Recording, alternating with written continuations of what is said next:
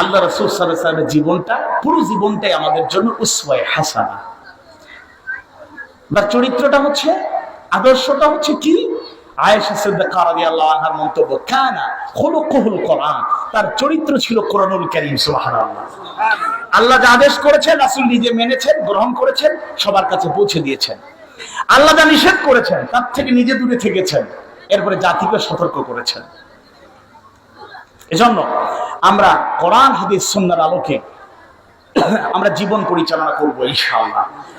মনে রাখবেন, কোরআনটা যদি, এই কিতাবটা হলো তো একটা কিতাব, এটাকে বলা যায় থিওরিটিক্যাল কিতাব, এখানে তথ্য উপাত্ত আছে, কিন্তু কিভাবে এই কোরআনটাকে মানবো, প্র্যাকটিক্যাল যদি দেখতে চান, তাহলে সেটা হচ্ছে বিশ্বনবী মুহাম্মদ রাসূলুল্লাহ সাল্লাল্লাহু আলাইহি ওয়াসাল্লাম। তার চরিত্র দেখবেন, তার আদর্শ জানবেন, তিনি যেভাবে বলেছেন, তিনি যেভাবে করেছেন, যা সম্মতি দিয়েছেন, এটাই আমরা গ্রহণ করব। তিনি যা বলেন নাই, করেন নাই, সম্মতি দেন নাই, এর সাথে মুসলমানদের কোনো সম্পর্ক নাই। বেশি সওয়াবের আশায় বেদাতের এই সাগরে হাবুডুবু খাইবেন না, দয়া করে এর থেকে দূরে থাকবেন। আসুন রাসূল সাল্লাল্লাহু আলাইহি ওয়াসাল্লামের জীবনকে সুন্দরভাবে গ্রহণ করার চেষ্টা করি জীবনের প্রতিটা ক্ষেত্রে। দেখো বহুত মানুষে খালি ডিভোর্স বাড়ে, খালি দিন দিন, একদিকে বিয়া শাদী বউতে করতেও পারে না, আরেকদিকে খালি ডিভোর্স বাড়ে। ইদানিংকালে এক সফর হয়নি, লক্ষ্মীপুর নোয়াখালী গেছিলাম, তো আমরাও এক কাছের মানুষ, এক কাউন্সিলার, তাই উঠিয়া কইলা, এক বিচার আইছে আমার কাছে, সিলেটি ভাষা কইলাই, যদিও পুরা সিলেট হইতো না, শোনা মই কিছু টান আইব, মাফ করিয়া দিন যান। তো বিচার আইছে, এক মহিলা 7 বছর সংসার করার পরে সংসার ভাঙিয়ে যায়।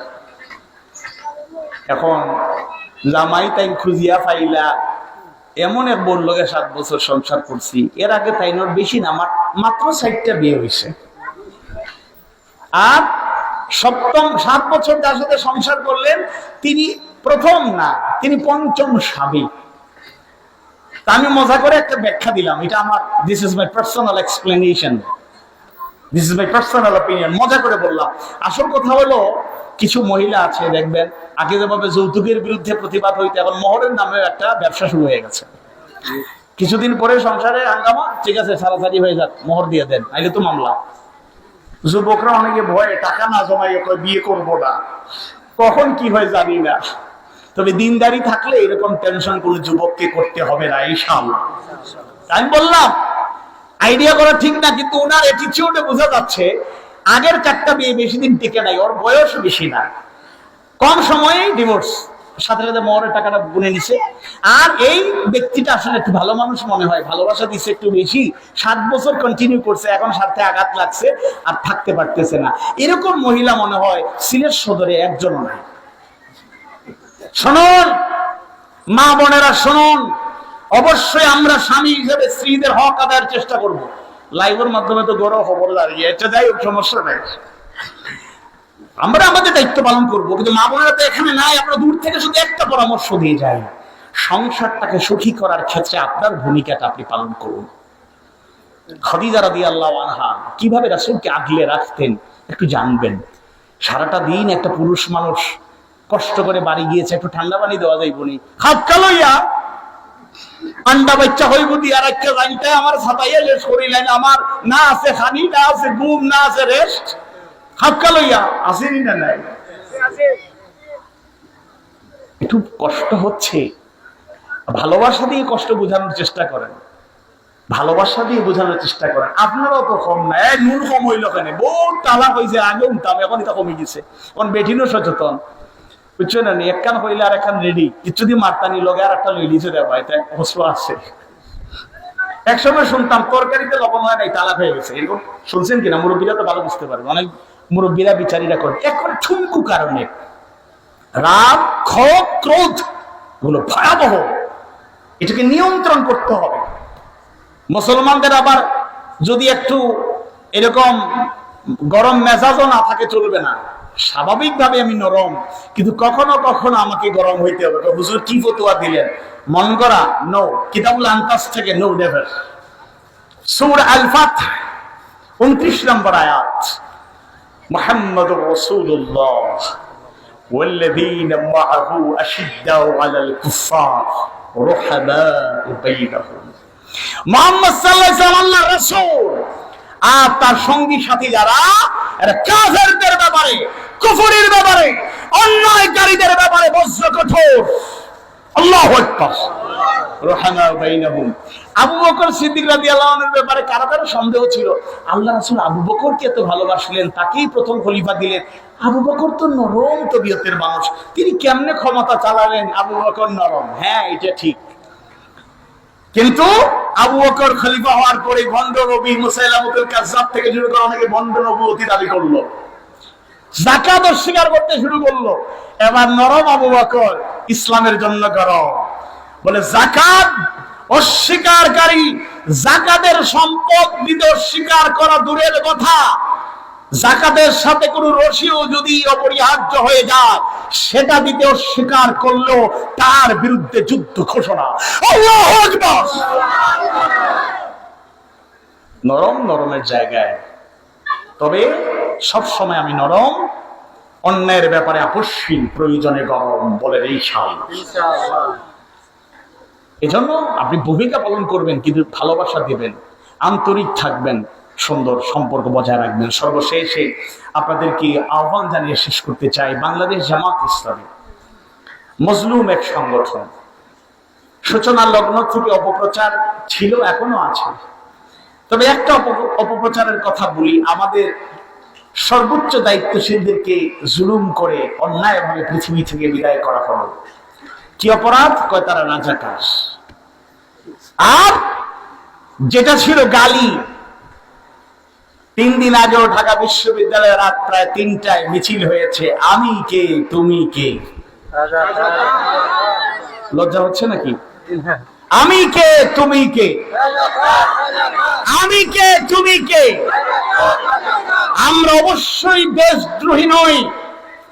আল্লাহ রাসূল নিজের মাতৃভূমিকে ভালোবেসেছেন, সাহাবায়ে কেরাম মাতৃভূমিকে ভালোবেসেছেন।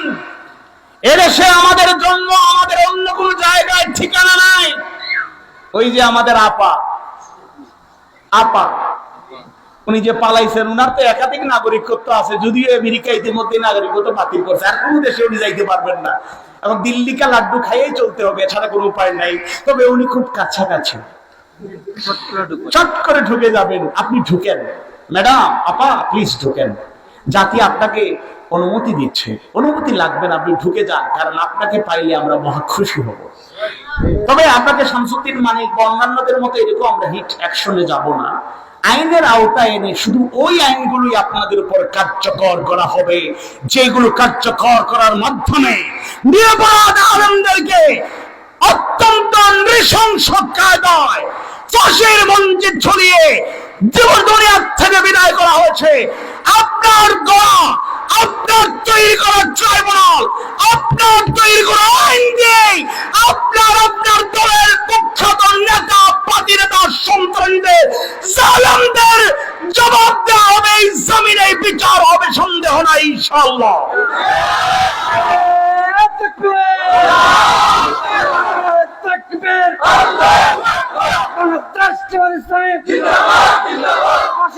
ফাঁসি চাই, খুনি হাসিনার ফাঁসি চাই।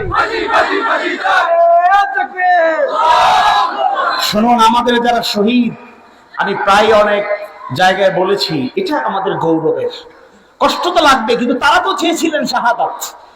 আল্লামা সাইদি রাহিমাহুল্লাহ, দৃশ্য আপনাদের চোখের সামনে ভাসবে, এখনো ভিডিওতে আছে।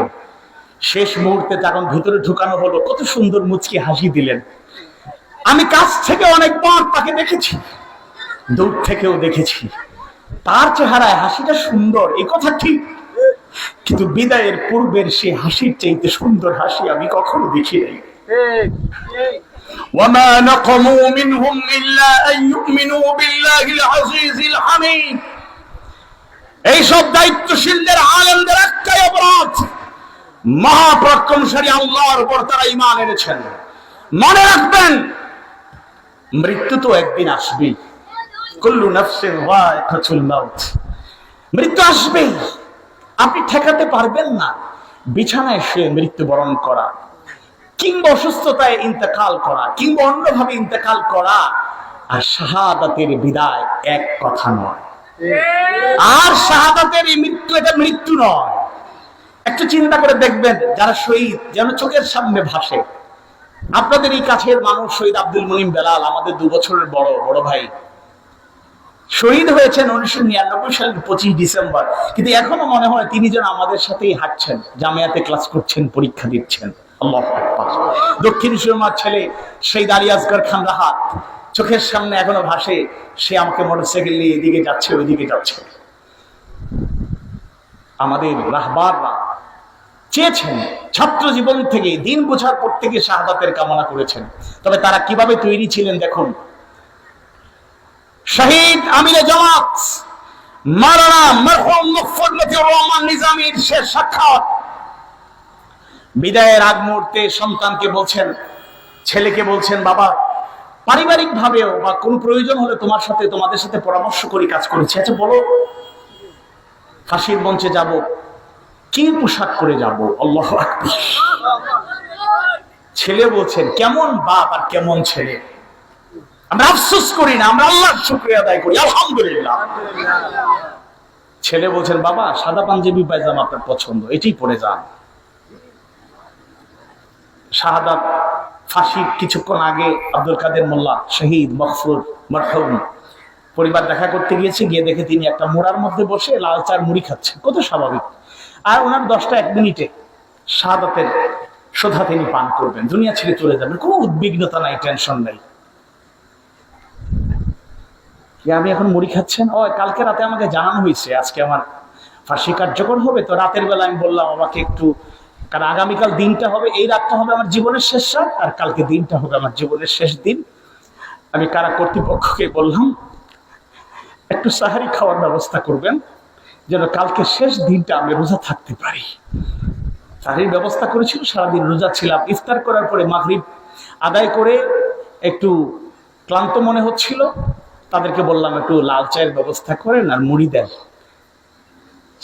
ইফতার খেয়ে সালাতুল মাগরিব আদায় করে এখন লাল চা আর মুড়ি খাচ্ছি, এটা আমার প্রিয় একটা খাবার। স্বাভাবিক। শহীদ মীর কাসেম আলী মরহুম মকফুর ফাঁসির 3 ঘন্টা আগে উনি কারা কর্তৃপক্ষ কর্মকর্তা যিনি ছিলেন ডিউটিতে বলছেন, কয় ঘন্টা বাকি? 3 ঘন্টা। আমি 2 ঘন্টা একটু বিশ্রাম নেব। আল্লাহু আকবার। 3 ঘন্টা বাকি, বলছে 2 ঘন্টা বিশ্রাম নেব, অনেক ক্লান্ত। মানে আপনি তো মনে করছেন উনি বিদায় হবে আর ঘুম দিয়ে কি করবে, কিন্তু উনি তো, ওনার চিন্তা, ওনাদের চিন্তা কি ছিল? ওরা বলছে ফাঁসি দিয়ে বিদায় করব, আর উনি বলছেন তাড়াতাড়ি বিদায় করো, কারণ তোমার এই বিদায় না হলে তো আমি আল্লাহর সাক্ষাতের, জান্নাতের সুঘ্রাণ পাওয়ার, শাহাদাতের মর্যাদা পাওয়ার সুযোগ পাবো না। আল্লাহু আকবার। কর্মকর্তা বলছেন, অবাক হয়ে দেখলাম সত্যি তিনি ঘুমায় গেলেন। 2 ঘন্টা পরে ডাকলাম, উঠলেন, ওযু করলেন, পবিত্র হলেন, নফল নামাজ আদায় করলেন। এটা বানানো গল্প না, এটা বাস্তব ঘটনা বলছি। নামাজ পড়লেন, দোয়া করলেন, নির্ধারিত সময়ের আগে বললেন চলুন আপনি রওনা হই। স্বাভাবিকভাবে গেলেন, ফাঁসির মঞ্চে ঝুলানো হলো, শাহাদাতের পেয়ালা পান করলেন। আল্লাহু আকবার। যারা এরকম স্থির চিত্তে, ডাক্তাররা টেস্ট করে দেখেছে কোনো প্রেসার টেসার হাই লো কিছু নাই, স্বাভাবিক, কল্পনা করা যায় না। যারা এরকম স্বাভাবিকভাবে মৃত্যুকে আলিঙ্গন করতে চায়, আমরা তাদের উত্তরসূরি। ষড়যন্ত্র থাকতে পারে, চক্রান্ত থাকতে পারে, বাধার পর আলোচনা করা হতে পারে, কিন্তু মনে রাখবেন আমরা ছিলাম, আমরা আছি, আমরাই থাকবো, মুছে যাব না। যতই নির্যাতন চালানো হোক, বাংলাদেশ জামাত ইসলামী, ইসলামী ছাত্র শিবির এই জমিনে জন্মেছে, এই জমিনে আল্লাহর হুকুম প্রতিষ্ঠা করতে চায়, এই জমিনে সব দক্ষ নেতৃত্ব তৈরি করতে চায়। যতই পাহাড়, যতই বাধার পাহাড় রচনা করা হোক না কেন, আমাদের মিশন আর ভিশন কেউ থামায় দিতে পারে নাই, ভবিষ্যতে পারবে না, পারবে না, পারবে না ইনশাআল্লাহ। আসুন কোরআনকে, হাদিসকে, সুন্নাহকে আঁকড়ে ধরি। জামাতের ব্যাপারে যত অপপ্রচার, আপনি যদি সন্দেহ থাকে আপনি পড়ুন, জানুন, বুঝুন। জামাত ইসলামী কি দাওয়াত দেয়? 1, আল্লাহর গোলামি আর রাসূলের আনুগত্যের দাওয়াত। এটা কি তার দলের কোনো দাওয়াত? 1 নম্বর দাওয়াত হলো আল্লাহর গোলামি করুন, আনি আবুদুল্লাহ। 2 নাম্বার হচ্ছে আনুগত্য। 1 নাম্বার, দ্বিতীয় অংশ আনুগত্য করব রাসূলের, সুবহানাল্লাহ। 2 নাম্বার দাওয়াত, কথা আর কাজের গরমিল পরিহার করে খাঁটি মুমিন হয়ে যান। এটাও তো তার ব্যক্তিগত দাওয়াত না। আল্লাহ বলছেন সূরাতুল বাকারার 208 নম্বর আয়াত, ইয়া আইয়ুহাল্লাযীনা আমানু উদখুলু ফিস-সিলমি কাফা, হে ঈমানদারগণ, উদখুলু তোমরা প্রবেশ করো, ফিস-সিলমি ইসলামের মধ্যে, কাফা কমপ্লিটলি। আফাতুমিনুনা বিবাদিল কিতাব ওয়া তাকফুরুনা বিবাদ, তোমরা কিতাবের কিছু মানবা কিছু ছেড়ে দেবা। জামাতের দ্বিতীয় দাওয়াত হলো আপনারা পরিপূর্ণরূপে সবাই মুসলমান হই, আমরা হওয়ার চেষ্টা করি, আপনারা হন। আর 3 নাম্বার হলো এই কথাগুলো যারা বুঝবে, সবাইকে একত্রিত করে শোষণ মুক্ত, জুলুম মুক্ত, অন্যায় মুক্ত, ন্যায় নীতি প্রতিষ্ঠা হবে এমন একটি সমাজ, এমন একটি রাষ্ট্র গড়তে চায়। আল্লাহ কবুল করুন বলুন আমিন। তাইলে এই কথার মধ্যে জামাতের কথা কোথায়? জামাত আল্লাহর গোলামীর দিকে ডাকে, জামাত ইসলামী আল্লাহ রাসূলের আনুগত্যের দিকে ডাকে, জামাত ইসলামী মুনাফিকি পরিহার করে খাঁটি মুমিন হওয়ার দিকে ডাকে, জামাত ইসলামী অন্যায়, অবিচার, শোষণ সবকিছুকে দূর করে একটি শোষণ মুক্ত, অন্যায় মুক্ত, ইনসাফপূর্ণ ন্যায় নীতি থাকবে, কেউ বঞ্চিত হবে না। গতকাল যেখানে মাহফিল করেছি শাল্লার কাছাকাছি, দিরাই উপজেলাতে শাল্লার কাছাকাছি শ্যামারচর, পাশেই মন্দির। মাহফিলের উল্লেখযোগ্য শ্রোতা, প্যান্ডেলের ভেতরে সবাই মুসলমান ছিলেন, ডানে বামে উল্লেখযোগ্য অধিকাংশ শ্রোতারা ছিলেন অমুসলিম। শুনুন, ইসলাম অমুসলিমদেরকেও 100% নিরাপত্তা দিয়েছে। তাদের রাইটস, তাদের যে অধিকার, 1 ইঞ্চি চুল পরিমাণও ইসলাম কিংবা মুসলমানরা কখনোই তাদের অধিকার থেকে বঞ্চিত করতে পারে না।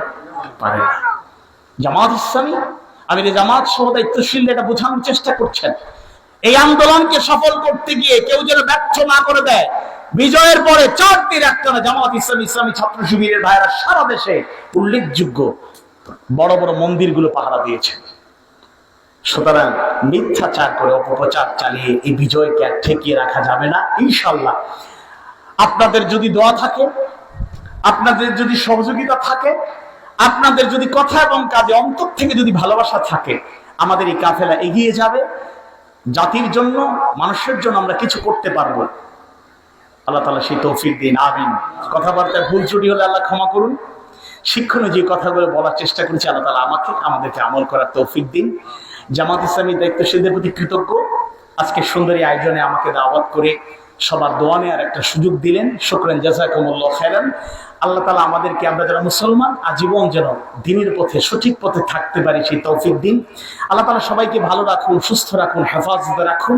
অমুসলিম ভাই বোনেরা যারা আছেন তাদেরকেও আল্লাহ তাআলা নিরাপদে রাখুন। তারাও যেন তাদের ধর্ম ঠিকঠাক মতো পালন করতে পারেন।